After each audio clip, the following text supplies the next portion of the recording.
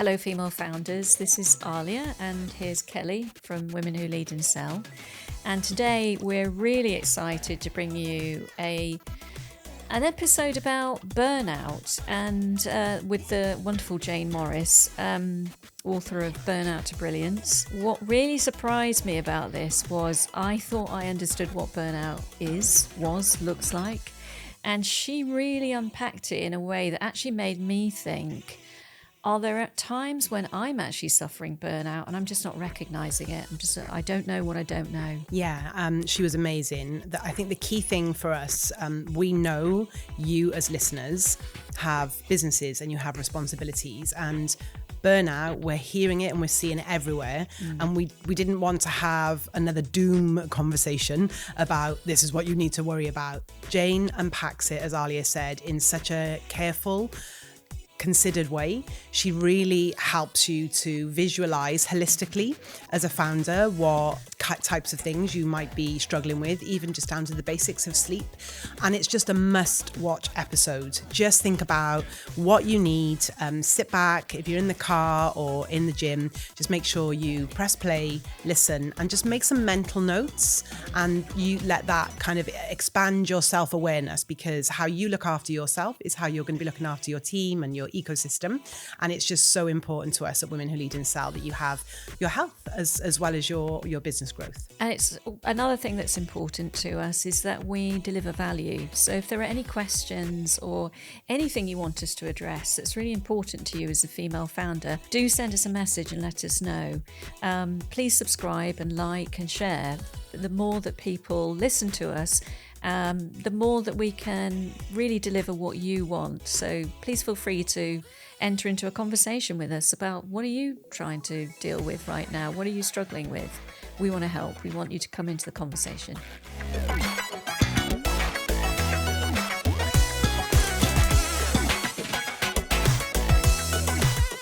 Hi, Jayne. Thank you so much for joining us at Women Who Lead and Sell. It was so important that we featured you because of all of your work with women in particular, and burnout, your specialism. So just welcome. It's lovely to have you. Thank you. It's so exciting to be here. I'd love to kick off with a question that has been kind of burning for me a lot of my career, the last 10 years, but definitely knowing you were coming on, which was, it's around this area where women are over-functioning. Going right in with the first question, like over-functioning. Our listeners, our clients, our female founders, and they're over-functioning and they don't even realize it. And they're expecting such high standards of themselves and to be able to make, these growth decisions and team decisions. So just would love for you to share like what you see on a day-to-day basis and what you can think about our listeners who may or may not identify as over-functioning, but they really want what's best for themselves and their team, but they're just not aware of how much difficulty they're in terms of their thinking and their emotions. So what can you share with us to open up this whole picture? Thank you. The first thing that comes to me is that the term over-functioning will mean different things to different people. And there's a bit of an overlap perhaps sometimes in that terminology with neurodivergence and neurodiversity, and that's something I can speak a little bit to. But what I'll perhaps do is just sort of separate that out and take it as a kind of a general theme in terms of overdoing, overgiving, and over delivery. So if I use it with that lens to start with, because when we function in a healthy way, in a balanced way, when our nervous system is being responded to and we're compensating for the things that might demand more of us, then we're able to function smoothly, effortlessly, like a swan, sort of gliding across the water. And when it comes to growth and development of our teams, responding to things that are out of the ordinary, that maybe come, fall in on our desk and we think, shit, how am I going to handle this? When we're looking after ourselves and we're functioning in a balanced way, then we can meet those things with clear thoughts, with energy, with focus, with precision, and we're able to pivot when we need to. We're able to resource and find resource for whatever's in front of us. But when we're over-functioning, so when we're overdoing things, we're often not aware that we're doing that because we've normalized that way of functioning. And that way of functioning isn't something that we're designed to stay in. It's not optimal. It's not swan-like. We might think we look swan-like, and, you know, to all accounts and purposes, sometimes those on the outside looking in will think we're still handling everything because we'll be delivering on the things that we've said we'll do. We're meeting targets and deadlines sometimes, and productivity to others might not look like it's really changed. But then when the bigger things do come, we can't hold it all together. We do end up, it might be on the surface to everyone outside looking in, looks like we're making it, you know, we're pulling it off, but behind the scenes we won't be. We'll be, you know, completely falling apart at home behind closed doors. We might be shouting at our partners or our kids, or crying to ourselves, you know, getting a glass of wine and thinking, you know, how am I going to get up again tomorrow and do it all over again? And we'll start to feel exhausted, really depleted and run down. And if we're depending on something else outside of ourselves on a daily basis to pick us up and help us to carry on, then that's the kind of early warning sign that really things are out of balance. We are over functioning, and we need to bring it back in so that we can do things in a way that's sustainable. Because when we start operating like that and functioning like that, it's just a matter of time before there's something that lands on the desk and it's the straw that broke the camel's back. Is there something about modern life that you think creates this, maybe more than any time at all in history? And if so, what is that? I think it's a combination of things. Definitely life as it stands at the moment. We're being pulled upon by so many different factors that weren't present 20 years ago, let's say.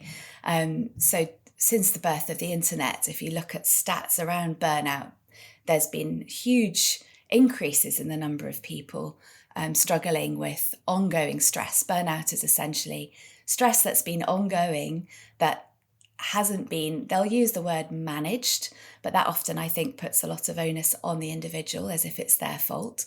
But there are contributing factors to burnout that's not always solely about the individual not managing their stress. There are factors where there's responsibility with the employer, for example, in some cases. But if you think about technology in general and how it's come into our lives, we're contactable pretty much 24/7 unless we have really good boundaries in place and things to help make us go offline and stay offline, even if just for short periods of time.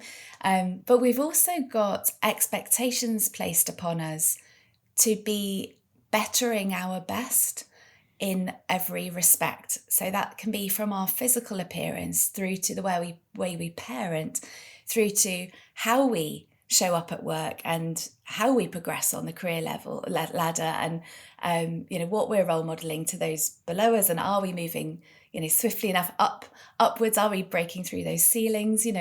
So I think it's coming at us from all angles, and in the messaging we receive from social media platforms, from the magazines we buy, from the TV series we watch. If you switch the television on and choose any series on Netflix, you'll see people waltzing into, sitting rooms carrying glasses of wine and sitting down, and that's been normalized. You'll see people juggling more than one job, and that being normalized.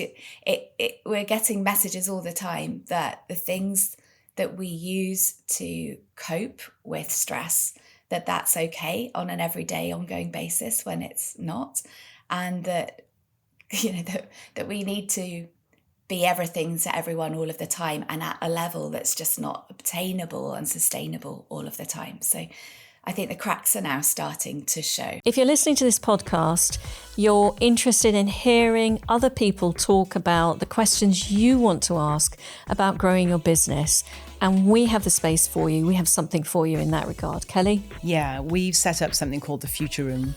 that's filled with female founders who are asking the same questions as you. It's a safe, non-judgmental space where we can really just like talk about what's going on for us in good company with women who want to grow. So come along and join us. It's on LinkedIn. How can somebody start to spot when the cracks are starting to show, either in their team or in themselves? What are the things that you advise people to look out for? So the signs will come in various different shapes and forms. I've sort of touched already a little on behavioural tendencies and sometimes the physical side of things. And I'll expand a little bit on those and then speak about the others. So behaviourally, we will have less patience and tolerance for others around us. But it won't necessarily come out in the workplace with those that we work with. It's more likely to be behind the scenes. So it will be our nearest and dearest that feel the brunt of it first. And we will likely snap and be sort of short-tempered with people. And as that becomes more difficult to hold, it then starts to seep into our teams. So you might notice it in yourself at home. If you're looking at somebody else, you might start to notice their behaviour changing in the relationships at work too. It just depends on how well people are able to mask that and keep it hidden. The other behavioural things are sort of reaching for the crutches. So caffeine, to stimulate us during the day, alcohol to help sedate us in the evening, and maybe taking sleeping tablets and things, because on the physical side, often our sleep will be interrupted. So we'll either find it difficult to go off to sleep at night, or difficult to switch off the thing that's giving us an escape from all of the pressures and the stress. So, for example, the Netflix series, you might just find it really hard to watch one episode and that be the end of it. You find yourself knowing that it's going to ruin you the next day, but you keep going and you keep going and you keep going, because in that moment, it's alleviating some of that pressure. But it's a kind of catch-22, then it affects, obviously, the amount of sleep. But some people will find they're so exhausted by the end of the day, they go to bed, their head hits the pillow and they're fast asleep. But then they'll wake up in the middle of the night as soon as the cortisol starts being released naturally in our bloodstream to waken us in the morning. There'll be little amounts of that being released to us, and the smallest amount is enough to then wake us up. And we're already thinking, what I've got to do the next day, how am I going to get this done, that done? Our minds start racing and we can't get back off to sleep a lot of the time. So sleep is a big one. People will start to notice, depending on what their kind of weak spots might be, that ever since childhood, some people will have had problems with, say, their throat and tonsillitis. Other people, it will be back issues. For someone else, it might be that heart palpitations, headaches. People will have different ways that the body will physically manifest the fact that burnout is there under the surface, and our body's trying to let us know it's there so that we can balance things. And those signs and symptoms will start to become they'll go from whispers through to our body really shouting at us if we're not paying attention. So behaviourally, physically, emotionally is the next sort of way that it shows up. And we might find ourselves more tearful than normal. We might find that our emotions are just generally all up and down during any given day. And of course, with the menopause and andropause, sort of midlife, there can be a bit of a collision where the requirements on us are upped. We're stepping into more senior positions at work. We're also perhaps parents or caregivers or both. And our hormones are changing. And with hormonal changes, we're more susceptible to burning out because we're being stretched and we need more space and time to process that change in our body and make that transition. So if we're not affording ourselves the space and time, then burnout can start to really come on into play. And with those hormonal changes and with the emotional side of that we can start to experience, along too can come neurodivergent traits that may not have been as apparent, that were there perhaps all along since childhood, but we had just coped with day to day, fitted ourselves into a mold that wasn't really right for us, and all of a sudden we find we can't anymore. So we might have heightened sensitivity to noise or to light or to textures of things. And we might find that we can't do the multitasking that we seem to manage to cope with before. Certain things will just feel all too much. And actually, if you go down the line of investigating and exploring different forms of neurotypes, we might start to recognize actually some of those things really seem to correspond with me, with how I'm experiencing life right now. They might not have been as exaggerated before, but all of a sudden they are. So that's the sort of emotional side and a little bit on the neurodivergent aspect of it. Then in our environment, a lot of us will be maybe particularly well organised, and all of a sudden we just can't organise everything anymore, and the plants around us might start dying, or our desks might become so swamped we can hardly find a pen, and it will show up in the things that we maybe would have previously looked after in our physical environment, in terms of in the garden, mowing the lawn, through to things like servicing our car, or making sure that our day-to-day things that we use technology-wise, that those are maintained. So it shows up in lots of different ways, in different layers of ourselves, and often it's joining the dots and noticing that it's not just one area and one thing. It will have been there. There will have been prompts there across the board. And when we start noticing that, we can then start doing something about it. That's just, you've touched on so many things there that I definitely recognised in myself. I don't know about you, Kelly, but for sure, that was you took us through a little bit of a journey there of this is what it looks like. It was so much broader than I expected. I think that people throw the term burnout around, and we have a rather fixed view of that. But what you've brought in there is a nuanced journey through burnout can have many faces. And here could be some warning signs for you where you don't know what you don't know. And we definitely live in this society of more is more. Like, there's no kidding. It's like hustle, hustle, more is more. It's better. It's all of that. So we are certainly setting ourselves up to fail. And what I notice is that you talk about burnout being a systemic thing, not a personal thing, but we often take it really personally. We blame ourselves. We think, I'm not coping. Tell me more about that. I'm interested in that. Why do you talk about systems? They're so important because the messages that we get through the systems will reinforce some of the behaviours that could lead to burnout. So I remember whenever I was in primary school, for example, there was a mantra that I learnt, which was good, better, best. You will never rest until your good is better and your better, best. Well, if you look around us, we see that, be the best, amplified in slogans for joining the army, for example. We hear it not just in our school systems.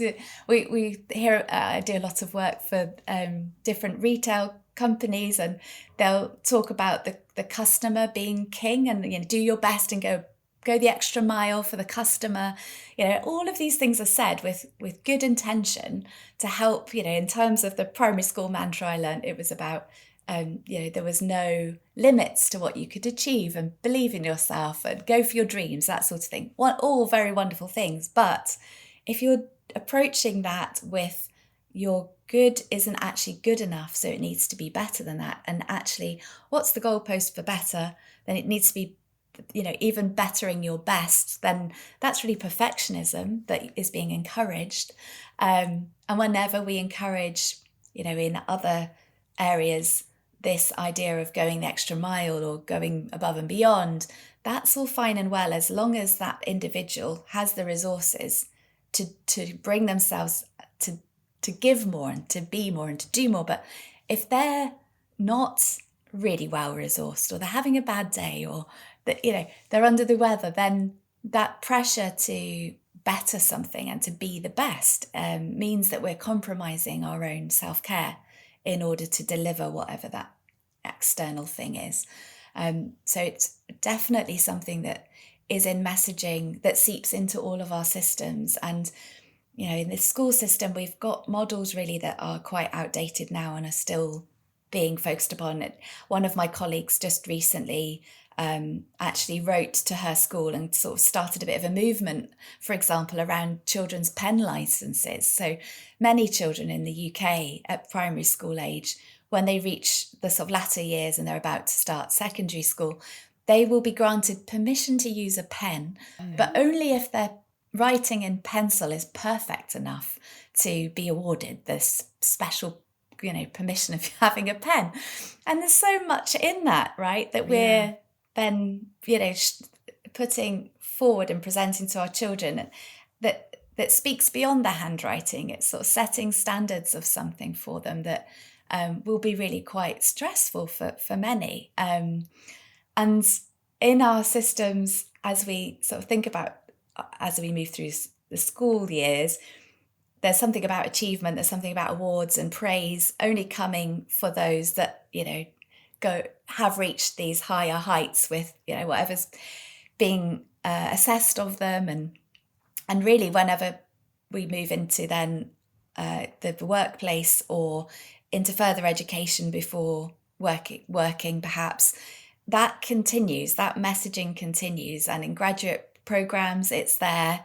The way that we manage people will often be based on that same outdated, archaic way of identifying who we reward and who we don't. And then the internalization of that can mean that we're constantly striving to prove ourselves, to prove our worth, to get the reward, rather than it coming from a place where we feel inspired and we are creative and we're wanting to do something well, but not for the outward appreciation of it, but more just because it feels good to do it but feels good because we're also looking after ourselves in the mix as well. So there's a lot to this, and it's wider than just the individual recovering and preventing getting there again. If we don't change the systems that people go back into after burnout, they'll only just burn out again because we keep putting the pressure on and rewarding things in the same way. Yeah, it's we talk about more a lot, don't we? I think one of the things I noticed when I remember saying to Kelly months and months ago about talking to female founders and just asking them, what do you want? Like, what do you want from our coaching? What do you want from our consulting? And what does more actually mean for you? And you just automatically go to higher revenue or more profits, but it doesn't necessarily always mean that. It might mean the quality of your business. Like, I think at one point you said something about business as wellness. Wouldn't it be amazing if businesses could actually be wellness for you? Like, they could nourish you. And that doesn't necessarily mean you've got to be constantly striving for more and more and more and more.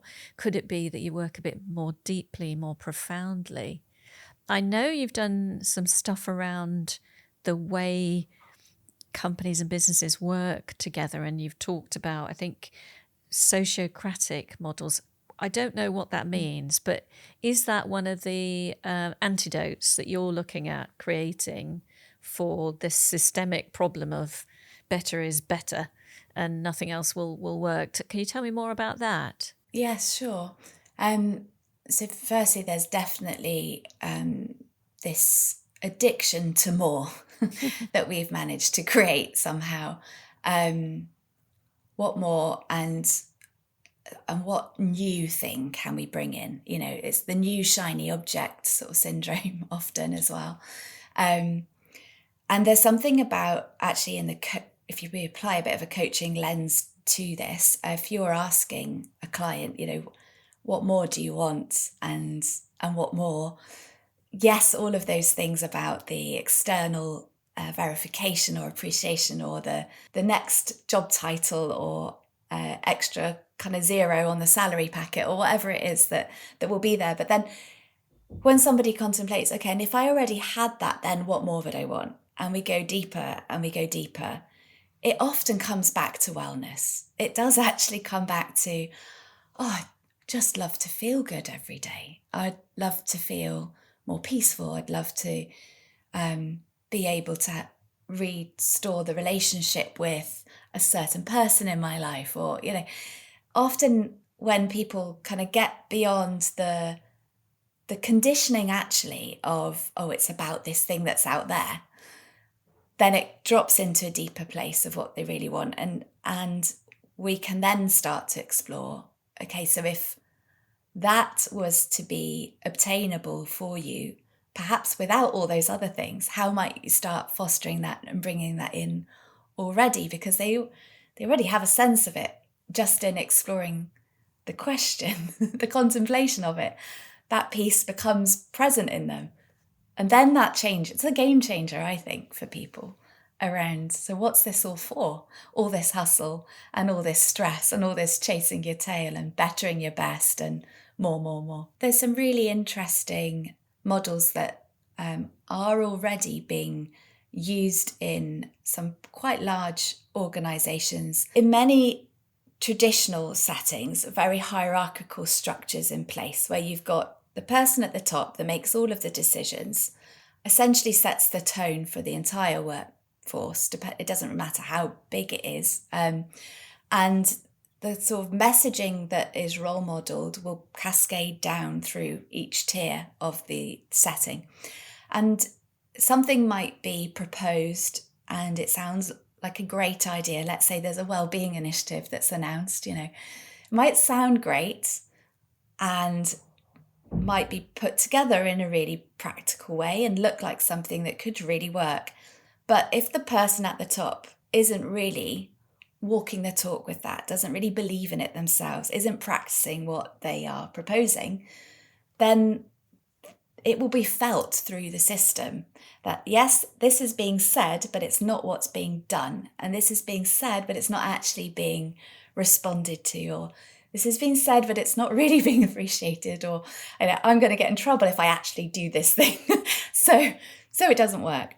A sociocratic model, the power dynamic is different, and teams will essentially be set up more like circles, and decisions will be made in collective groups, and there'll be more collaboration and equality between members. There's less separation and sort of distinct levels that somebody has to climb. And it's not to say that in a sociocratic model you can't earn more and kind of become more established in the setting or have greater responsibility demanded of you, but the way in which you will interact with your peers and the way in which the organisation is orchestrated is very different and feels very different. And when well-being is placed at the heart of those sort of circles within that system, then it's much easier, I think, for that to kind of cross-pollinate and actually be nurtured and flourish. Whereas in hierarchical models, it's more difficult. Unless, of course, you have someone at the top that really truly is looking after themselves, does really care about people and sees the different tiers beneath them as communities at each level that they care about and want to look after and nurture and see grow. But that rarely happens. Have you seen those models work quite well in the commercial world? There are several. If you were to look up sociocracy or holacracy, you'll find several big organisations that have them in place. In terms of the work that I've done personally with teams, they're slower and newer for people to adapt, and I haven't yet seen things through at the other end of where that's actually in place and working really well. But there are lots of case studies of them existing, and they're worth looking up if that's of interest to you or anyone listening is inspired. Friedrich Laloux speaks extensensively about sociocracy, and there's lots of examples in his book, which is over on my shelf. If I'd had it on my desk, I could have read a few out to you. What's the impact on organisations when they do adopt these? Sounds like a lot more agency and autonomy is distributed, like a distributed model. What's the impact? What's been seen to be the impact of that? Well, for me, it's about the phrase that I use, this communities of care. It's about an organisation not simply being a place you go to work to, get the paycheck at the end of the month, but somewhere you go that is fulfilling you at every level. So financially, of course, but also in terms of satisfaction in your worth, because you're contributing something that's meaningful and making a difference. So the feeling of that coming back and restoring you, as well as the sense of connection with others. So one of the reasons many people burn out, and it's less spoken about and it's less known, is loneliness. And it's not just individuals who live on their own or are, we think of loneliness, we might think of people who are, elder and isolated. But actually, women like you and me who have got family and friends around them, and yet they still feel lonely because they don't feel any sense of deep connection with the people that they're experiencing their life with. They're so busy doing the doing, up leveling things and trying to get more, that they forget that right in front of them, they've got everything they need.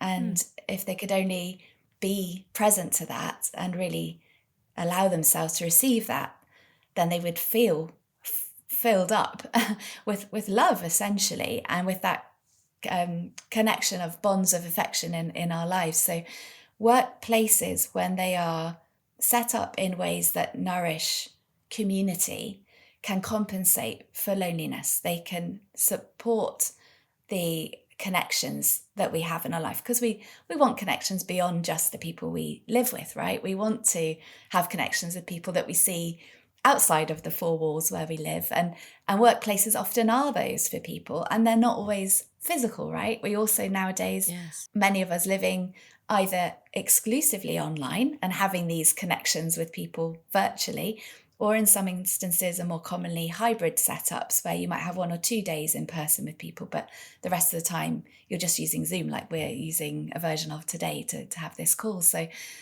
organisations where they really recognise the benefit that community has in nurturing the people that are propping up the very business that that they're there for. I think that just makes such a significant difference, and that is a huge part of sociocratic models, because of the different way that they're structured. I mean, you talk about community a lot, don't you? And just your whole concept of agency and what you bring to business. You often talk about that. And one of the things I say a lot of the time is that being in business, when you're the owner as well, particularly if you don't have a partner, can be very lonely, actually. What do you say to our female founder listeners who are maybe creating teams and are thinking that I mean, I had one the other day say to me, she said, I can't show myself to be weak to my team. Like, I have nobody that I can talk to about the stress of being a business owner. Can't talk to my family because they all just tell me to stop being a business owner, or they're not in business, they don't really understand it. I can't say it to my team. Who do I say that to? And I said, well, you've got to find yourself a community of other female founders, and then you can all talk about it. But even then she was a little resistant to the idea of showing that vulnerability to other female founders. But everybody finds themselves in that spot. There are times when you've got to make decisions and you just think, I'm on my own here, buck stops with me. What would you say to our female founders about, are there any practical things that they could be doing with themselves and their team?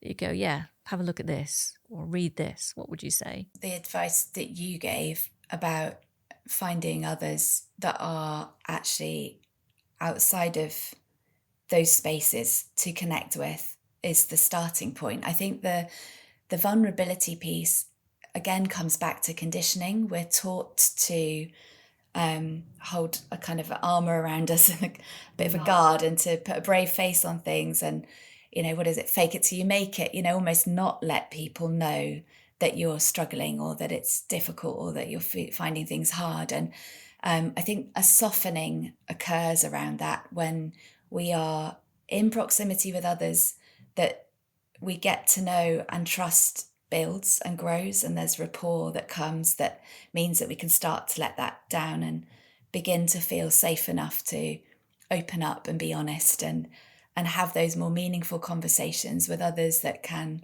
support us through it because they've been there too.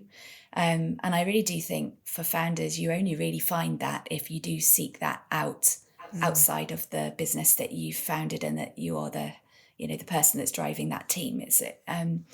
It's very hard. Nobody really will care about your business the way you do unless it's their baby, right?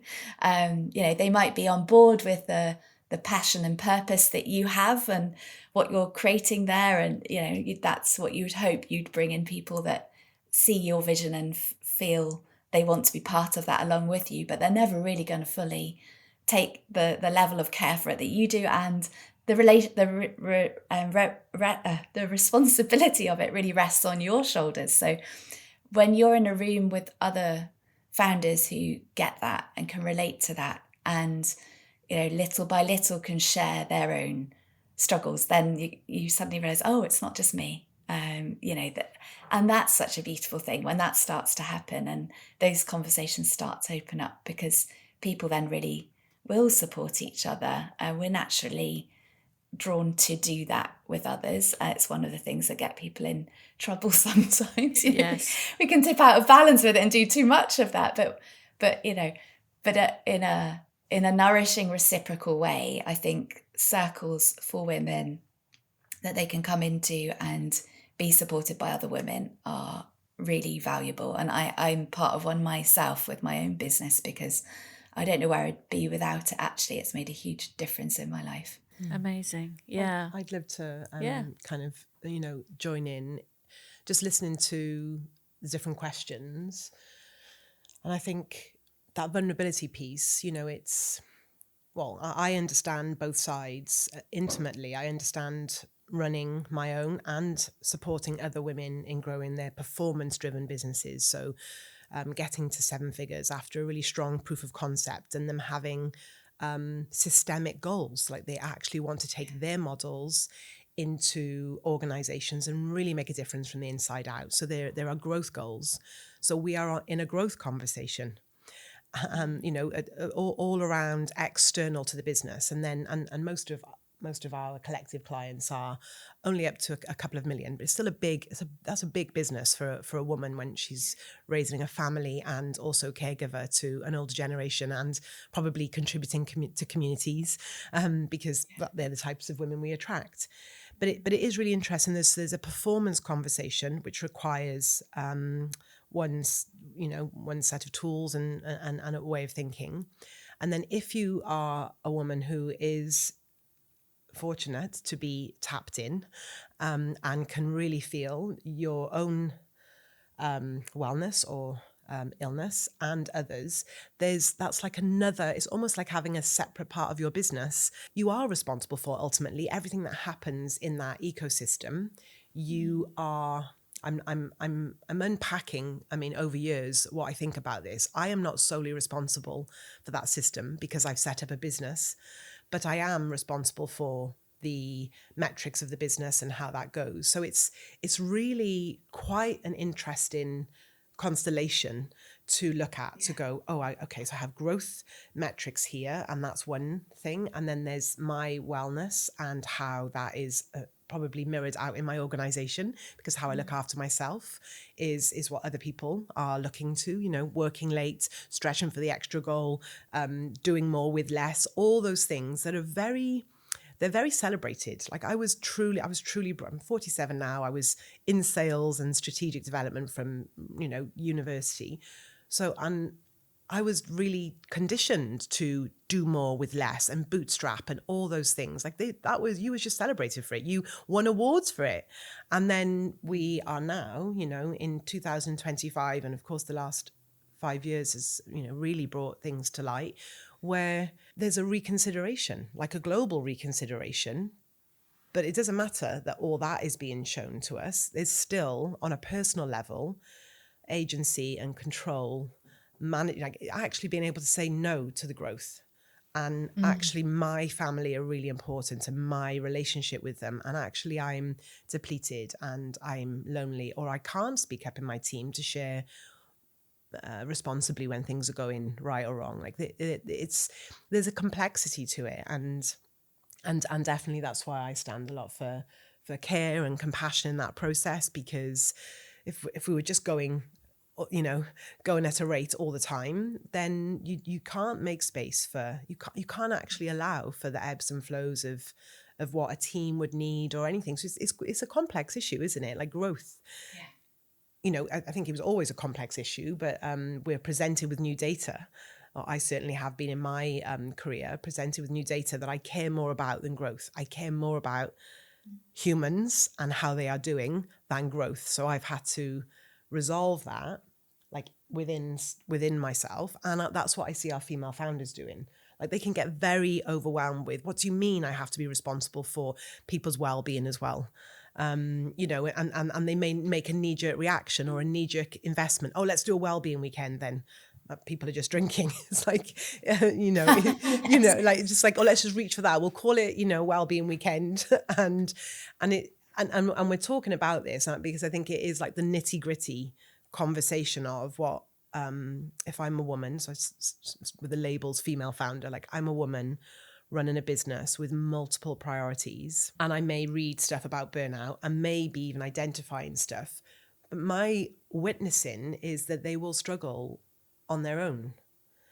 There's like such a shame in sharing I'm not doing so well, when actually my personal experience, and because I've been very blessed to be part of different groups and retreats and things like that with women, it's when you share, you kind of air that and it becomes easier, and you realize, oh, I'm just human, and I'm holding these multiple competing priorities and elemental forces, and it does require it requires me to sit back and really understand what's happening and make some choices, like really take control in a nice way, like nice control, like managing things. It's just so interesting what we're a part of now and all the different dynamics. I think we are a world obsessed with productivity. I think that we're now hearing that AI is going to make us all even more productive. And if you don't embrace AI, you're going to be left behind. You see that a lot, don't you?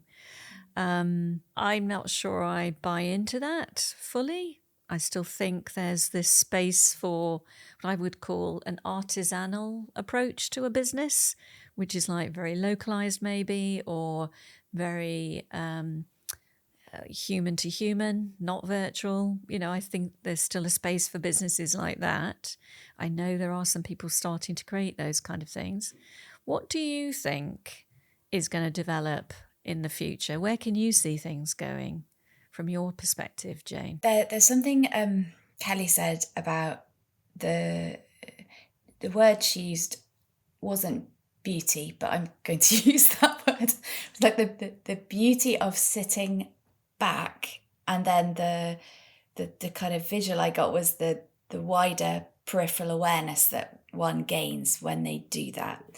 And if that's done in connection and alongside other female founders, whether that's one other female founder in a coaching relationship or a mentoring type of engagement, or whether that's multiple others, there's something that I think is the biggest challenge to founders is giving themselves permission, recognizing actually the value of the sitting back, because it's the leaning in that we've been encouraged to do. And it's the leaning in and the focusing on what more, what's next,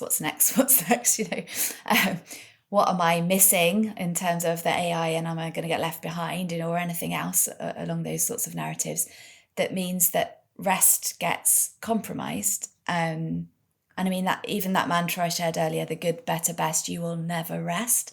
It was the you will never rest bit that was there somewhere in my subconscious, eroding my ability to sit back, essentially having me focus on being more productive not being able to just sit down and ironically even watch Netflix, even though I've mentioned it a few times, probably because I've just come off the back of a month off and I've actually had the luxury of watching Netflix series with my children and things.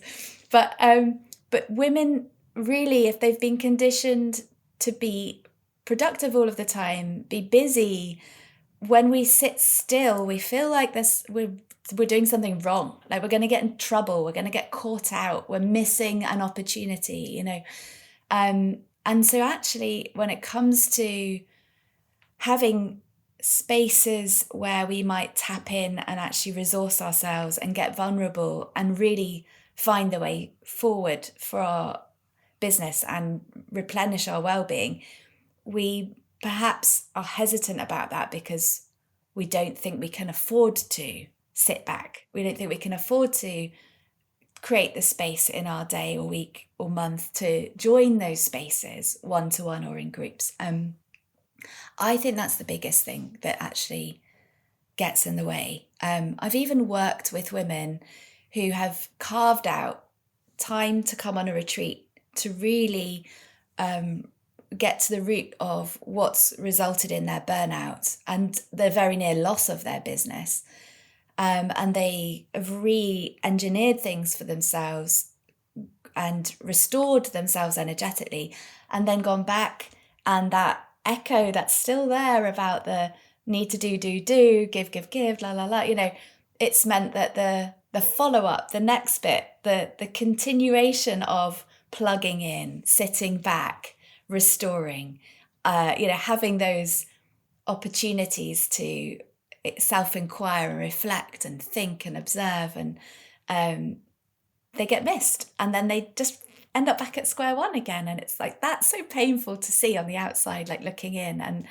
And the future, AI genuinely, and I'm speaking at a conference about AI in November, I see the real time saving that it can offer business owners. It is something worth understanding how you can integrate it and how it might be able to support you. But it will only lead actually to more burnout if the things it helps with and assists with and takes away off of your plate, it can do all kinds of things for you to save you time. But if you don't then claim that time back for yourself to sit back and replenish, it just means you widen what you're expecting of yourself and how much doing you're going to then do, So I think it will all depend on how quickly do we wake up collectively to the fact that we're burning the candle both ends. It's not sustainable. Those of us that it's already caught up on us and we're running on exhaust fumes and we keep pressing a cycle of that it's only going to end one way. Like the systems are already collapsing and crumbling. We will lose the businesses that we've cared about and put together and are trying to grow if we don't do something about the care piece, the piece that means caring for yourself and others, so we can create communities that do that collective caring for each other. And AI can help us with that, but it will only help with that if we if we ask for it to support us in taking the sitting back moments. It can be set to schedule your rest time and to prompt you and remind you and even give you the reasons why you should be sitting back and tapping in and not keeping going. It's got that, but we need to tell it to do that. We still have to instruct it as to what we want from it. And if we don't include that in the instruction manual, then it will just run away and keep going. And so will we until we don't anymore. It doesn't take that much from me to understand where I'm not resourced now. That's become over many years a daily, an automatic thing now, like, oh, where am I not resourced? What's going on? And so my body's doing that on its own. And I never thought that I would have that, like it was a new thing when I first started it. But what I'm aware of is so the pace of our some of our podcasts, and there's like the get the information out and share the strategy, and they're very upbeat and tempo-y, and the strategy and the breakdown and da. And then there are conversations to balance us, like this one, which are, they can seem, well, they are a different tempo and a different energy and essence, but actually the balance of all of it is so important, because for me, I can't speak for you, Aliya, but for me, it kind of is still a brave act. I'm going to say it's still a brave act for me to say, let's slow down. Let's take our time. You know, that is years and years, decades worth of work in personal practice to be able to be in a room, even when others are have brilliant ideas and genius frameworks and like a go-to, say, and what about the other voices? And can we just take a moment or a few? Because for me, what is the point in delivering on a campaign if we haven't enjoyed it, and like, you know, all hands on deck type of like that camaraderie and the real joy of being in cooperation with one another. Like I didn't know that is what I was looking for. That was just completely so absent from my life for all of my life and career until I hit, you know, that burnout, rock bottom, whatever you want to call it, over a decade ago, where it was like, oh, and somebody did pose the questions that you did, like, oh, so if you get to another 7 figures, what then? And all I really wanted was I wanted to be a philanthropist. And then I realized in this lovely inquiry, oh, you really don't need to be, you could just be like philanthropical your whole life. And you don't have to like go and earn the money first. There was just all these weird messages about needing to be wealthy first, you know, like material wealth. So I kind of just shortcut it and went, well, I'm just going to be philanthropical then while I go about some other things. And that's made my life like really worth living. And it's like authentically successful, which makes me want to do more and be more creative and just have the joy of being in a project because, well, look what could be created, but we're having fun anyway. And I think that is so counterintuitive, but it's kind of like, oh, we'll just put that in a bottle. Let's try and sell that. But it's, you know, it's have quite a bit of competition. It's just so interesting, the pace and what we're pushing for. And that's great. I'm all for it. But just have counter ways of doing things, so we do have choices, and we can see other ways, so we can kind of soothe and smooth things as we go. I think it's just a really lovely, it's a nicer way to live for sure.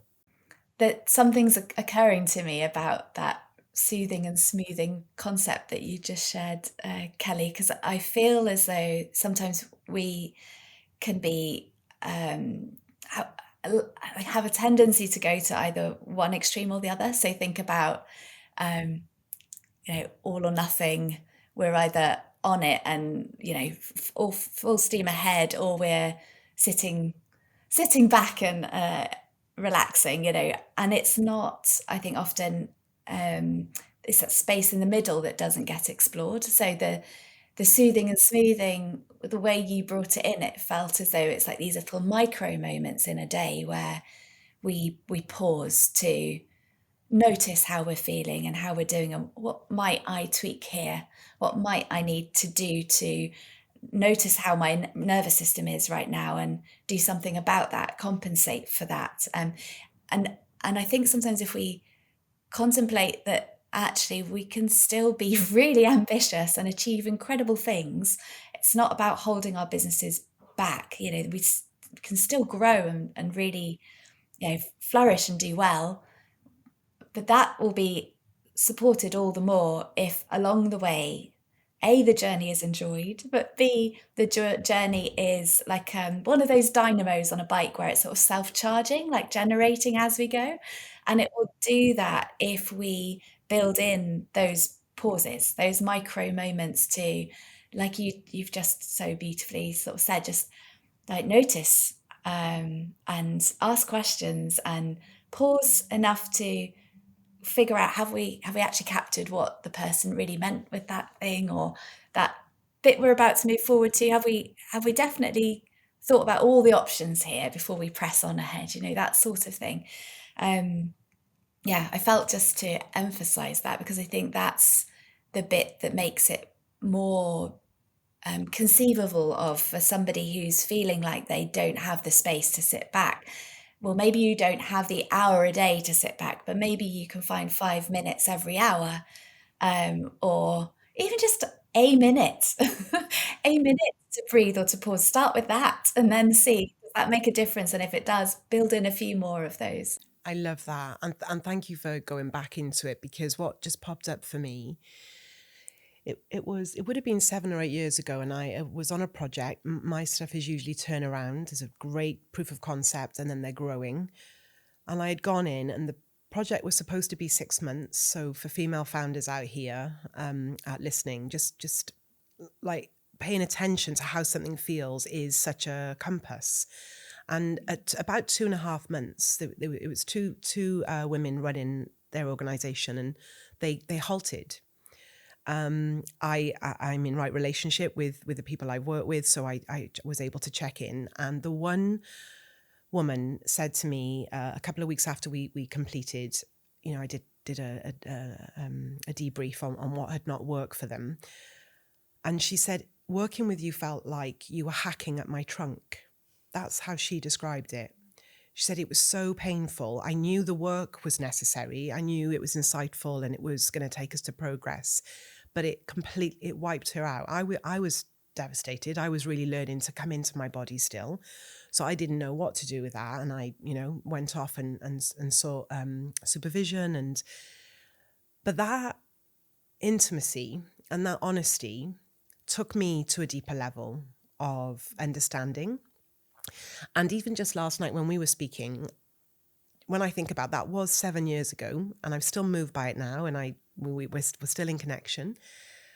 That level of care and responsibility to not do harm, but to grow, but not to do harm. I wasn't aware of my troubleshooting and my eagerness and my chop, chop, chop, let's sort it out. I often think about Richard Gere in Pretty Woman, when he's like, I go into companies and I cut the bad bits out. And then it's like, I had been brought up in that world. I had been brought up to look at the units and the metrics over the human.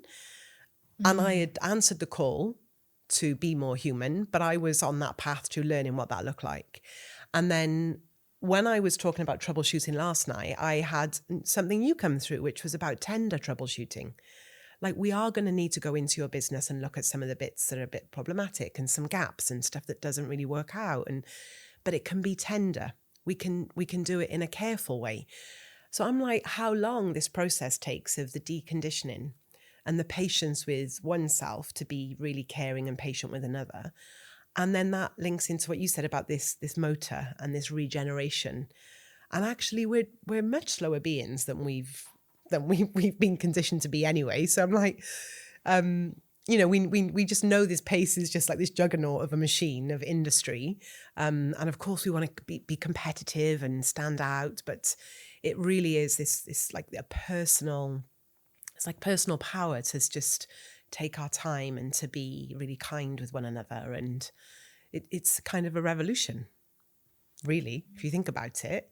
So yeah, thank you for going back to that, because I just thought about that. And that story, it's kind of like a compass for me. Like, how am I making someone feel? And of course I can't be responsible for what's going on in their system, but I can be aware to just tiptoe around a little bit and take my time. That would be a nice way to be with one another, wouldn't it? Yeah, I just want to add something quickly before we start to wind up. And this hour's gone so quickly. This just reminds me of this lovely thing you told me about, where we've been struggling a bit and forcing ourselves to come up with elements of our business, products even, and we've been beating ourselves around the head a bit because we haven't come up with them as quickly or in a timetable that we expected. And I had started to sit back a bit about it and just go, okay, I've just got to feel the uncomfortableness and just be with it, right? Not go into the doing, but just allow myself a bit of a space. And then you came with this beautiful story of her partner Adam going, hey, I just want you to know that the song Alleluia took Leonard Cohen 5 years to write. There's a reason it's so long lasting, is sometimes a really great thing takes a little while to produce. So I just wanted to kind of end a bit on that. But what's next for you, Jayne, and where can we find you? Oh, this really resonated with me. It gave me like goosebumps, angel bumps, whatever you want to call them, as you shared that. I think that's such a resonant point, that if something's worth building and creating, something that takes a little longer than we think it might at the outset, especially when we're conditioned to make things happen fast. So, yeah. So my next big thing that I'm working on is I wrote a book 10 years ago. So it was quite pertinent because my second book hasn't yet been written. And actually the first book keeps delivering and keeps giving. And so the second book, I've realised, is most likely going to be an updated version of the first book rather than reinventing the wheel entirely. But so I have a program starting in a few weeks' time called Burnout to Brilliance, which is the same title as my book. And I shared, which I think you're going to put in the show notes, that your listeners can receive 20% off that as part of me wanting to give and share with more people. So yeah, so that's what's next. I'm hoping, I haven't yet had it confirmed, but I'm hoping to start a doctorate as well this month. But it's very late in the day for them to come back and let me know.